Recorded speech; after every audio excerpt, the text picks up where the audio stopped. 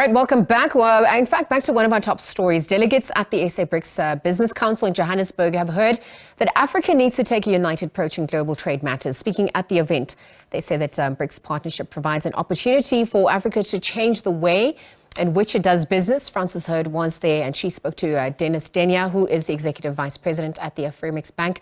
Take a look. Joined by Dennis Denya, who's a Vice President of Afreximbank Bank, which is the African Export-Import Bank. You'll see behind me that we're talking about the African Continental Free Trade Area, the marketplace for that. So this bank is part of an initiative around that free trade area, which many Africans want to see becoming a reality. It's often said that there's not enough trade amongst African countries, and this is important to BRICS because South Africa has put it on the agenda for this BRICS summit, connecting African countries. It wants to represent African countries as part of the South-South engagement, as important players potentially in a future BRICS formation. Mr. Denya, thank you for being with us. Let's talk about African trade, because you facilitate trade essentially. So your volumes are influenced by what is happening on the continent. Is it slow? Is it picking up? Is it exciting? Is it big? Good afternoon, and thank you very much for having me. Yes, the African Export-Import Bank was formed to finance and facilitate trade. Our mandate is to stimulate intra-Africa trade. As you know, intra-Africa trade only constitutes about 16% of total Africa trade. It has been rising. Now with the establishment of the Africa Continental Free Trade Area, there is more focus on that, and we expect that by 2030 it will be around 30%. So yes, it is improving. You apparently have a facility which allows trade to happen in the currency of one country, and the payment is made in another country in their currency. But that involves central banks. That involves a lot of engagement. How's it going? Yes, in terms of supporting the AFCTA, in 2018 we launched the Intra-Africa Trade Fair. This year we are now launching the third element of the Intra-Africa Trade Fair. That is about showcasing what goods are available on the continent, who is producing what. But as you know, payments are central to trade. So we launched the Pan-African Payment and Settlement System that allows African countries to trade and pay for that trade using their own currencies, with us settling the net difference in US dollars. So the benefit of that is it reduces the foreign currency content of Africa trade, which will make it even easier for Africans to trade more amongst themselves. You are absolutely right. Payments is the domain of central banks. That's why in crafting and structuring PABs, the governing council is made up of central bank governors. So the management of PABs, although it's being spearheaded by Afreximbank, it's actually managed by central bank governors.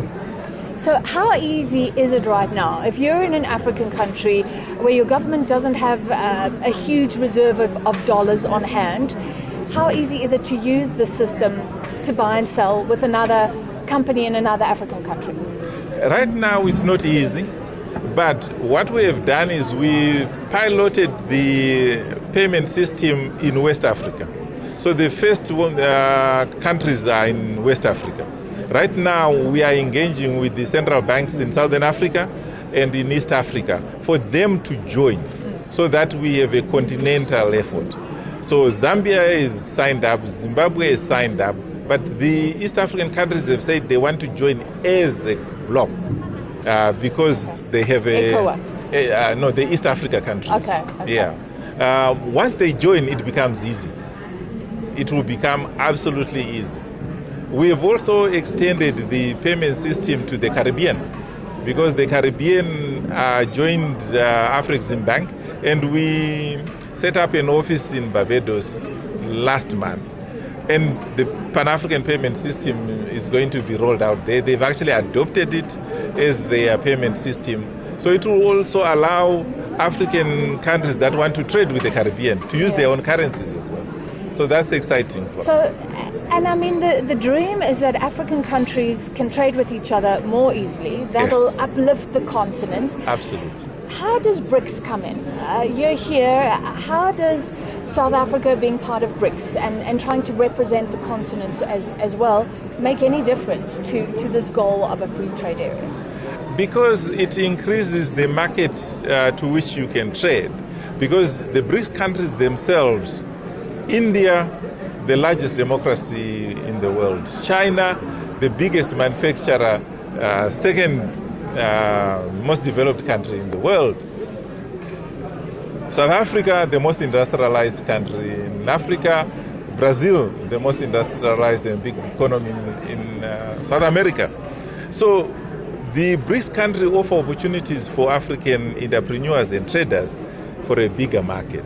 And more importantly, it allows Africans to tap into the technology, the capacity that are found in the BRICS countries.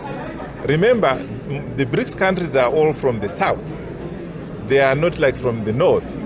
So they are closer to where we are now. They've been closer to where we are in the last 20 years. So the relationship between Africa and the BRICS is closer. It's south-south trade. So the BRICS offer Africans a bigger market and a source for technology and capacity building. And final question, presumably the easier it is to operate on the African continent, the more attractive it becomes for other nations to do more on the continent as well. Absolutely. That's why you are seeing VW setting up shop in Rwanda, a small country, but they are looking at the continent. 1.2 billion, they are not looking at a small country. So the AfCFTA is attracting foreign direct investment into Africa, making it easier for countries because they have a bigger addressable market than before. Because Africa is fragmented. We have 55 countries. So the AfCFTA is creating one big country, making it attractive. All right, thank you for your time. That was Dennis Denya, a Vice President at African Bank, essentially facilitating trade across this vast continent to make things easier. That's it from us for now.